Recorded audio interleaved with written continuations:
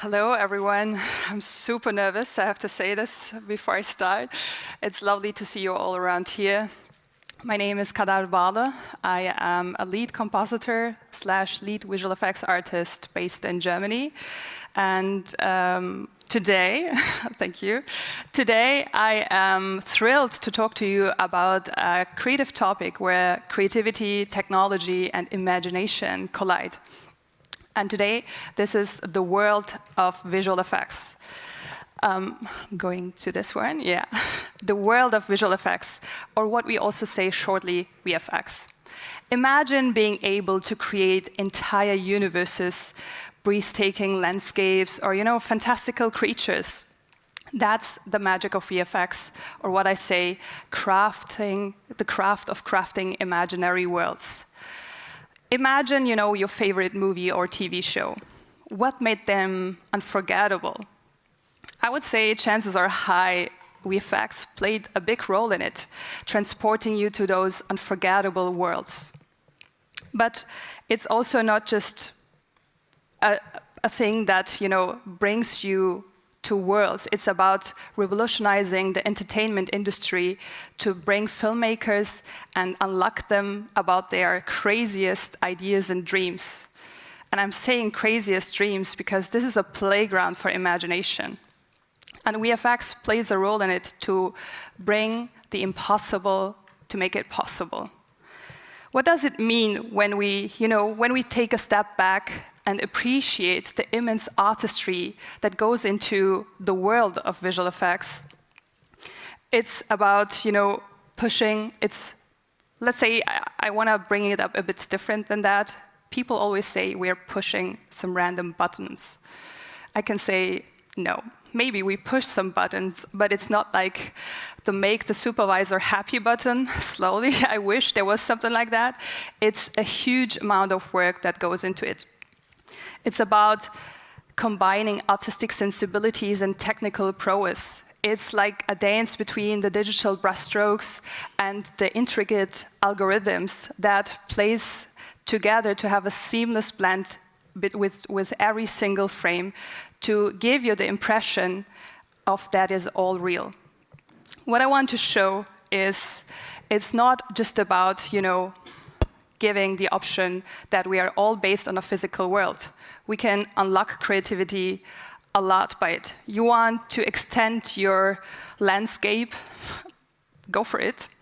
You want to maybe give your actors some superpowers, for sure. We can do it, no problem. Maybe you want to destroy some walls because you don't want to do it here on set. We can all do it. What it shows is VFX gives storytellers a new perspective about narratives, but it also gives audiences the chance to be on playgrounds of their own imagination, of places they've never dreamed of. And with that, I want to showcase that it's all about collaboration. What you see here are some scenes that I've been working on too, and it's not a work that is just based on me. It's a work that is a whole team of animators, programmers, creative minds, and tools. We forget sometimes about tools being also part of our collaborators. And with that, what I want to showcase is it is not just a tool, but it's a work what we all do together, right? And in the beginning of the talk, I said, VFX brings the impossible, makes it possible. So we have the creativity, we have the technology, we have the tools to make that all happen. We have a huge amount of group of people globally that brings that imagination into the screen. But what about our imagination? I feel like we are lacking something in terms of imagination, and that's what I call representation. In terms of representation, I want to dive in a bit more about that. Me, as a visual effects artist over the past 4 years, 5 years now in the industry, I was struggling a lot what imagination means to us in that field of tools, of like technology and all that kind of stuff. I figured out when going into the researches that over a half of a century, the on-screen representation hasn't changed yet for underrepresented groups. Over a half of a century. What does that mean? What does that mean about our failure of imagination, about women, LGBTQ+ people, people with disabilities? And I want to add one more thing, religious people.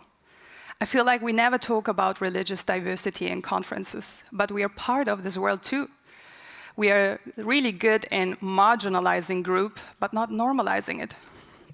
And what happens is that with that, I wanted to focus, also about that imagination, maybe what I wanted to add is we are really able to think of, a half fish, half human, maybe even a half robot.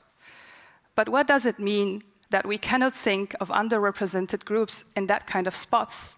We just put them in some kind of toxic tropes. Especially about, being in the industry and seeing all that kind of movies and people asking me, you should feel super happy to be part of it. Yes, it's great, I can tell, it's really nice. But I cannot see myself on screen. It's not about me, it's about all the underrepresented groups. So what happened over the years, and telling you a bit about the journey, this year I got part of a fellowship program also in Germany called Muslim Futures. And that is about an exhibition that will premiere in January 2024 in Berlin that gives a room of an exhibition where we reimagine futures about Muslims, about art, poem, audio, and all that kind of stuff. So with that, I was like, hey, I'm a visual effects artist, so I'm gonna jump into the imagination too. So what happened was I played around with AI, and that was a really early stage of what I was kind of creating, that early stage of it. And it gave me a feeling of, wow, we can do it.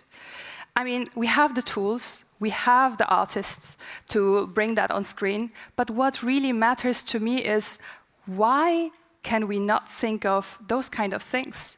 Once I created those, once that was like an outcome of AI, I was like, what does it mean that I can't do this, or any one of us? We can, we have to imagine. What it means to me is, over a half of a century, we've never seen a visual landscape like this. And this is just one example about religious diversity. I don't just want to focus on the Muslim representation here. But just as a side note, the Muslim representation on screen is below 1%. So that's why I want to highlight how important it is for me to talk about this today.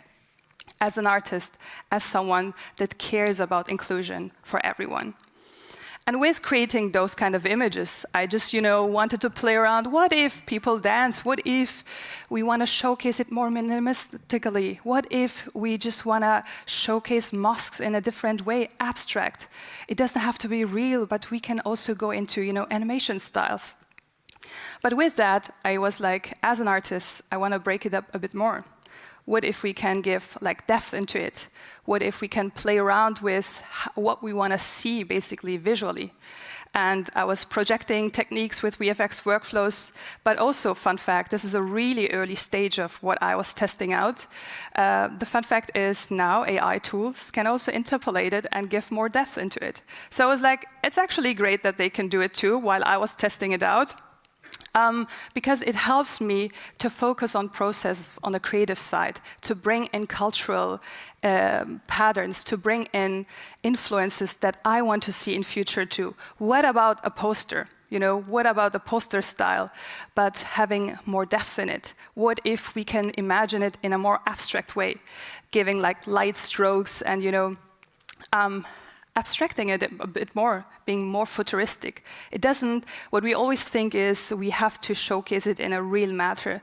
The only thing that really matters is that we showcase all underrepresented groups with dignity and humanity, instead of putting them into toxic tropes. And with that, it showcased me on that visual journey that AI has also a potential of putting in diversity and inclusion if it's fed with right data, with diverse data. What it means that everything that was historically sidelined so far can be showcased in a better way. We can reshape our society. We can reshape visual images to see ourselves too. It shouldn't be just an invisible dream what we have. It should be visible again. And that is my journey. I can't show you the latest stuff about it as it's still premiering next year, but this is a really, really early stage of it, and I encourage everyone to play around with it. What it means for me is AI, we have AI, and also it has the great start that, it gives us inspiration sources. We can get inspired of the style, of the colors, of what we want to see and what is actually possible. Because what I feel like, we are stuck in the way of what has been happened over half of a century. So if we just want to encourage everyone to getting inspired, if that is the thing that is needed to be inspired, I would say go for it. That was what I got as a feeling for it. But also, it has some implications, for sure. While creating those images, as a fun fact about it, how when I wrote like Muslim couples holding hands, the man was always bigger than the woman, and I was like, what is going on? Like, I don't like this. So using techniques to, scale him down a bit, I was like, no, I don't allow this guy to be bigger than the woman. Like, no, we don't do this. Still super stereotypical.